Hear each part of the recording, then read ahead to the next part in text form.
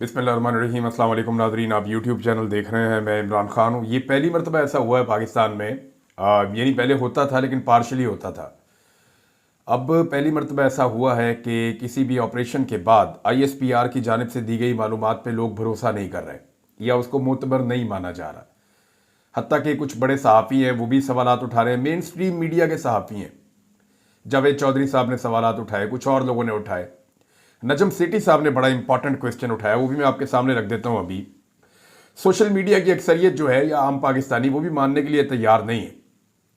यानी ISPR normally जो कोई स्टेटमेंट देता है तो उसके ऊपर सारे यकीन कर लेते हैं कि जी ISPR कह रहा है तो ये मोतबर स्टेटमेंट होगा। लेकिन यहां अभी सूरत हाल मुख्तलिफ है। नजम सेठी साहब ने कहा कि इस पर वजाहत होनी चाहिए कि दहशतगर्द यरगमाल करके किसी को साथ ले गए हैं या नहीं। इनको खुद नहीं पता कि कितने लापता है, कितने साथ ले गए हैं। अगर मान लें कि वो यरगमाल करके साथ ले गए हैं तो आप कैसे छुड़ाएंगे? अफगानिस्तान तो नहीं ले गए।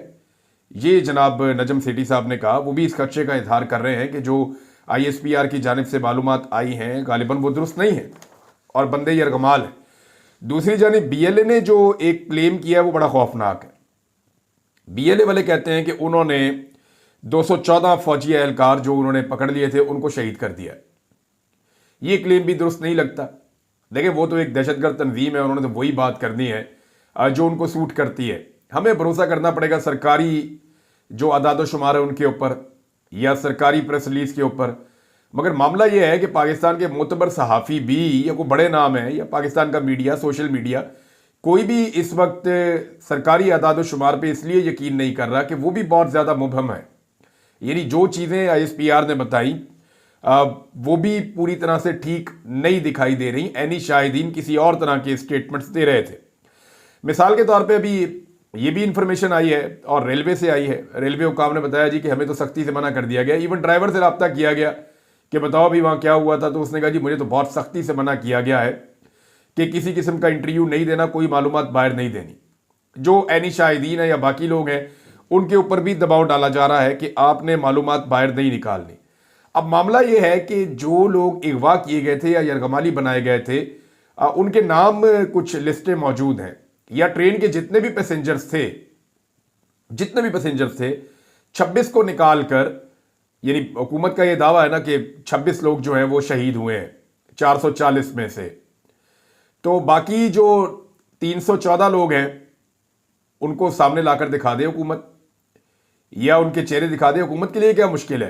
हुकूमत दिखा दे कि वो सब जिंदा हैं और वो सब मौजूद हैं और उन्हीं लिस्टों के मुताबिक दिखा दें तो ये सारी चीज़ें क्लियर हो सकती हैं। वरना ये प्रोपेगेंडा यूं ही चलता रहेगा। मैं इसको प्रोपेगेंडा इसलिए कह रहा हूं कि ये BLA की तरफ से आ रहा है। मगर उनका ये दावा है कि उन्होंने 214 फौजी एहलकारों को या जो सरकारी एहलकार थे सिक्योरिटी फोर्सेस के उनको शहीद कर दिया है, जबकि ISPR ने 26 का फिगर दिया है।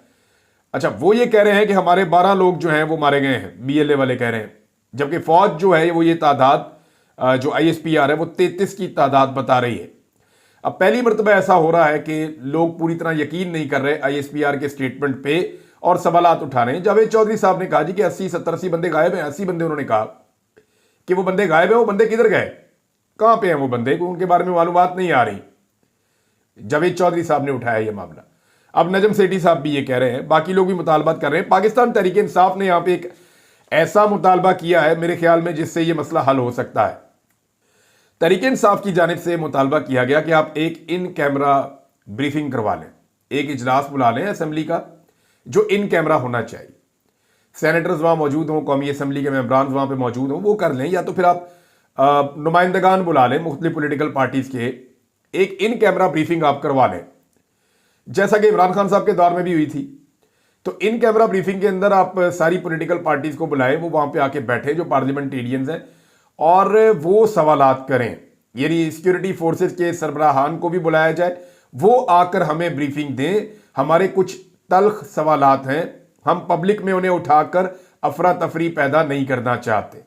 अब ये जो तल्ख सवालात हैं ये क्या है?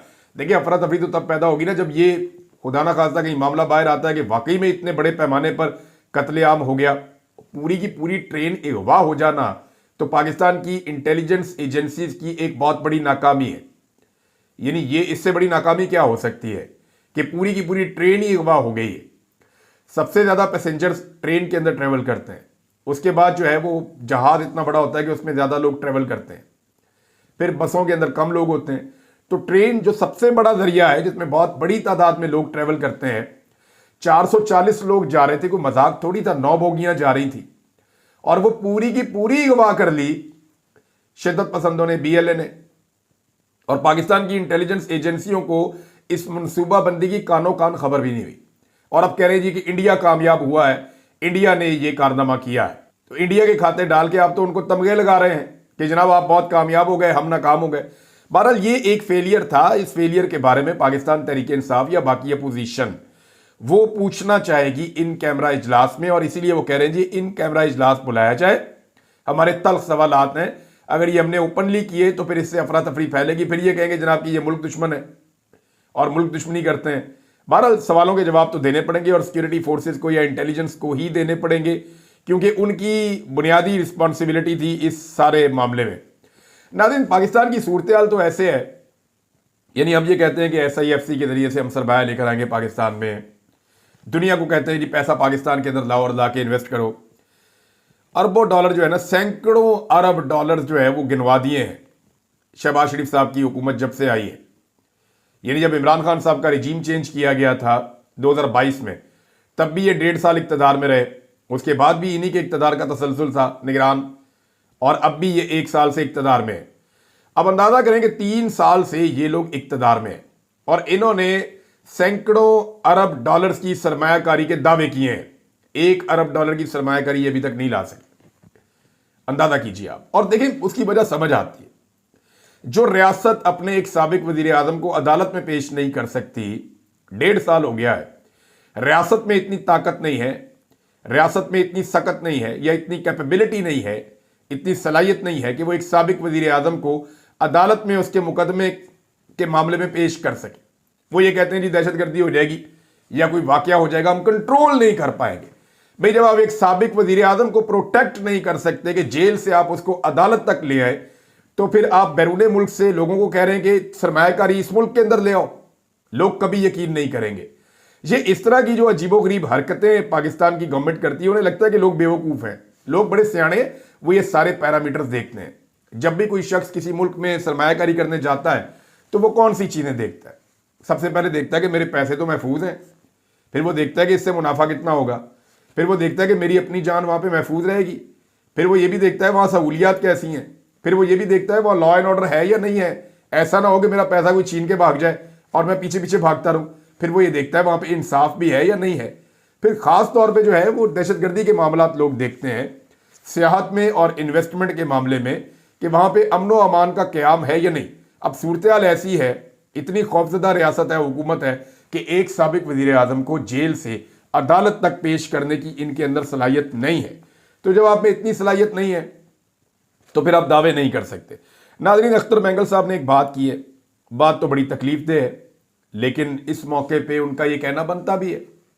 अख्तर मेंगल साहब कह रहे हैं कि अगर बलूचिस्तान में 800 किलोमीटर का साहिल और उसका महल्ले वकू और मादनियात से और वसाइल से माला माल ना होता, वो ये कह रहे हैं हमारे पास ये मादनियात ना होती, ये जो सारे वसाइल हैं हमारे पास ये ना होते, ये गैस ना होती, पेट्रोलियम ना होती, रेयर अर्थ एलिमेंट ना होते, लिथियम ना होती, कॉपर ना होता, सोना ना होता, बहुत सारी चीज़ें हैं उनके पास।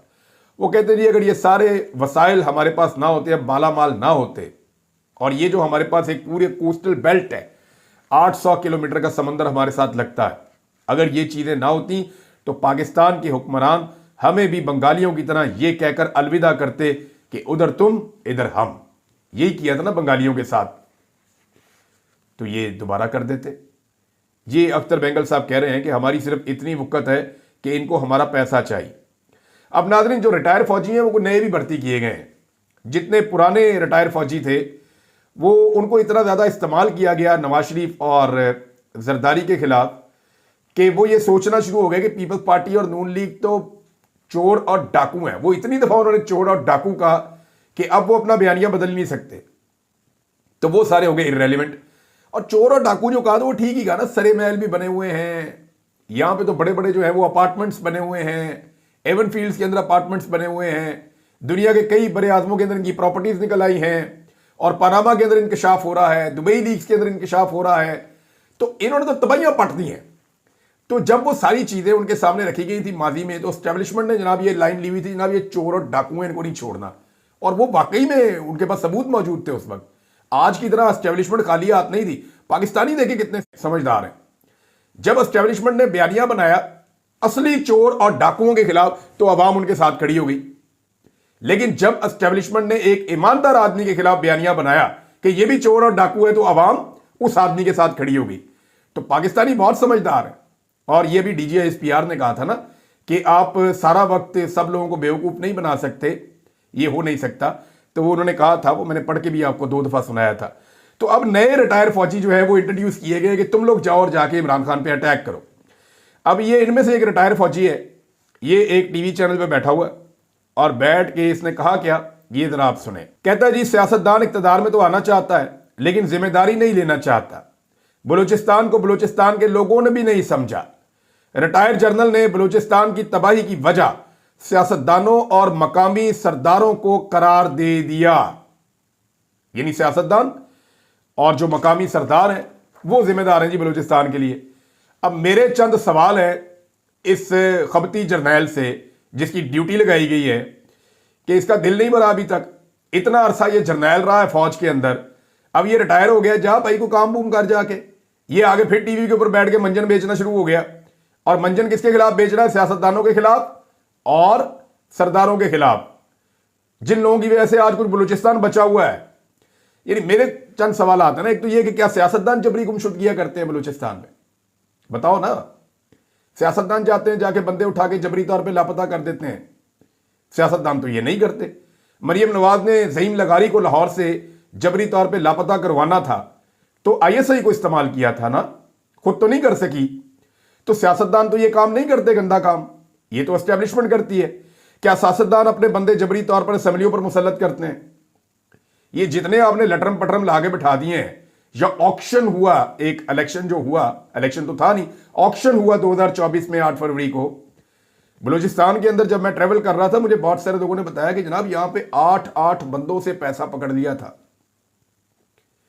यानी यहां पे जो करता धरता मौजूद थे बलूचिस्तान में या उनके एजेंट्स, वो एक एक हल्के में 8 बंदों से पैसा पकड़ लेते थे कि तुम MNA हो, उसको कहते तुम MNA हो, कहते तुम MNA हो, तुम्हें बना देंगे।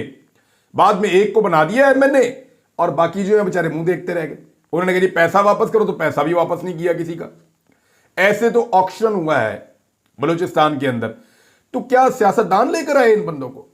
ये सरफराज बुगटी को इलेक्शन सियासतदानों ने जिताया या ये सियासी तरीके से आया? सारी दुनिया जानती है कि ये लोग कैसे इलेक्शन जीते हैं और कैसे इस पार्टी को बलूचिस्तान अवामी पार्टी कैसे बनाई गई, किस तरीके से इस पार्टी को इस्तेमाल किया गया, किस तरीके से जनाब इनको इलेक्शन जितवाए गए, और अब जो है वो इलेक्शन किस तरह पीपल्स पार्टी को हुकूमत बनाकर दी गई। तो सियासतदान तो ये नहीं कर सकते, ये तो एस्टेब्लिशमेंट ने किया है। मैंडेट का जो चोरी किया बलूचिस्तान का, क्या सियासतदान और सरदार वहां के वसाइल पर काबू है? ना तो वसाइल का कब्जा सियासतदानों के पास है, ना तो वसाइल का कब्जा जो है वो सरदारों के पास है। ये सारा कुछ तो रियासत ने कब्जा किया हुआ है और एस्टेब्लिशमेंट कंट्रोल करती है इन सारी चीजों को वहां पे। क्या वहां के जो नौजवान हैं वो गिले और शिकवे सरदारों से या सियासतदानों से करते हैं? वो वक्त चला गया। अब नौजवान गिले शिकवे सरदारों से या सियासतदानों से नहीं करते। उन्हें पता है कि प्रॉब्लम जो है वो मिलिट्री एस्टेब्लिशमेंट में है और वो यहां पे पूरी तरह से काबिल है। आपको बलूचिस्तान के नौजवानों के साथ बैठना पड़ेगा, बारक बलूच को सलाम करना पड़ेगा, उन्हें एहतराम देना पड़ेगा, उनके साथ बैठ के बात करनी पड़ेगी, उनकी बात को गौर से सुनना पड़ेगा, उनके मुतालबात को मानना पड़ेगा और तमाम जायज बातों के सामने सर नीचा करना पड़ेगा। तभी पाकिस्तान आगे बढ़ेगा। बलूचिस्तान की मैं खास तौर पे बात कर रहा हूं। देखिए ये रीजन जो है ना, इसके अंदर एक बड़ा प्रॉब्लम है। ये जो अफगानी है, इनके ऊपर पूरी दुनिया ने अटैक किया। ये एक ही तरह के लोग हैं, अफगानिस्तान के लोग, खैबर पख्तूनख्वा के लोग और ये बलूचिस्तान के लोग, ये एक ही तरह के लोग हैं। इनके अंदर गुलामी नहीं है, ये गुलामी कबूल कर ही नहीं सकते। मुमकिन ही नहीं है कि ये गुलामी कबूल कर लें, ये हो ही नहीं सकता। यानी आप शेर को पिंजरे में डाल देना तो थोड़े अरसे के बाद वो आहिस्ता आहिस्ता टेम हो जाता है। आप शेर को हाथ भी लगा लेते हैं, खाना भी खिला लेते हैं, घर में पाल लेते हैं, आप भेड़िए को नहीं पाल सकते। तो अगर मैं थोड़ा सा इनकी तबीयत के बारे में बताऊं तो ये भेड़िए की तरह, ये गुलामी कबूल ही नहीं करते, ये पिंजरे में रह ही नहीं सकते। वो सारी दुनिया से अफगानी लड़ते रहे 20 साल लड़ाई लड़ने के बाद उन्होंने अमेरिका को धमकी दी थी कि ठीक है 20 साल और लड़ देते हैं, अगर आपको समझ नहीं आ रही तो आप हमारे बच्चों से मुज़ाकरात कर लीजिएगा। ये डोनाल्ड ट्रंप के दौर की बात है, कतर में ये बात हुई थी। तो ये नहीं मानेंगे, आप जो मर्जी करते रहे, आपको सारों को भी मार देंगे, इनके बच्चे आएंगे कल को वो गले पड़ जाएंगे। तो आपको बैठ के ही बात करनी पड़ेगी, ऐसे होता नहीं है, इस रीजन में तो बिल्कुल नहीं होता, और ना ये लोग आपकी बात मानेंगे। अब तवज्जो जो है वो सारी की सारी इस बारे में हो तो फिर कुछ मामला आगे बढ़े ना। तवज्जो तो सारी इस बात पे है कि इमरान खान को कैसे रोकें, उसको कैसे मना करें, उसको कैसे कंट्रोल करें, उसको डील के ऊपर कैसे आमादा करें। तो डील तो वो नहीं कर रहा। हालांकि हर जगह पे 3 साल का इक्तदार है सिर्फ इमरान खान का। ये सारे 30 40 साल से इक्तदार में है, इन्होंने कोई नक्श इस दुनिया में नहीं छोड़ा। इमरान खान के नकूश आज भी कदम कदम पे आपको नजर आते हैं। 3 साल का सिर्फ इक्तदार है। आप अंदाजा कीजिए इस्लामोफोबिया के खिलाफ आज जो आलमी दिन मनाया जा रहा है, इसके पीछे भी इमरान खान है। इमरान खान की एफर्ट है, उसकी काविशें हैं कि इस्लामोफोबिया के बारे में जो उसका एक नुक्ता नजर था, तौहीन रिसालत के मामले के ऊपर उसका जो एक नुक्ता नजर था, वो मुसलमानों के ऊपर और मुस्लिम दुनिया के ऊपर इमरान खान साहब का एक एहसान है। और आज आलमी सतह पर यह दिन मनाया जाता है इमरान खान की काविशों के नतीजे में। डार साहब ने जो तबाही फेरी थी वो तो अब मिफ्ता इस्माइल साहब भी बता रहे हैं। अगर ये तबाही आप सुने तो आपको आइडिया हो जाएगा कि डार साहब ने पाकिस्तान के साथ क्या किया। मिफ्ता इस्माइल साहब ने कामरान खान को इंटरव्यू दिया और कहा कि इसाक डार ने जनवरी और से लेकर नवंबर तक 2017 में, मैं आपको पहले भी बताता रहा हूं कि 2017 में नवाज शरीफ के जाने के बाद इन्होंने तबाही फेरना शुरू कर दी थी मईशत की, और इतने गड़े खोद दिए थे कि जो भी हुकूमत आएगी 3 साल तक उसकी कमर सीधी नहीं होगी। इमरान खान ने 3 साल में बड़ी मुश्किल से पाकिस्तान को खड़ा किया, इन्होंने फिर उससे हुकूमत छीन ली। अब आप ये देखिए क्या बता रहे हैं मिफ्ता इस्माइल, घर का बेदी लंका ढा रहा है। मिफ्ता इस्माइल कह रहा है कि 2017 में 11 महीने में 10 अरब डॉलर्स, 10 अरब डॉलर्स, 1 अरब डॉलर के लिए पाकिस्तान तरसता है, और 11 महीने में 10 अरब डॉलर्स मार्केट में डाल दिए इसाक डार ने, सिर्फ डॉलर को कंट्रोल रखने के लिए।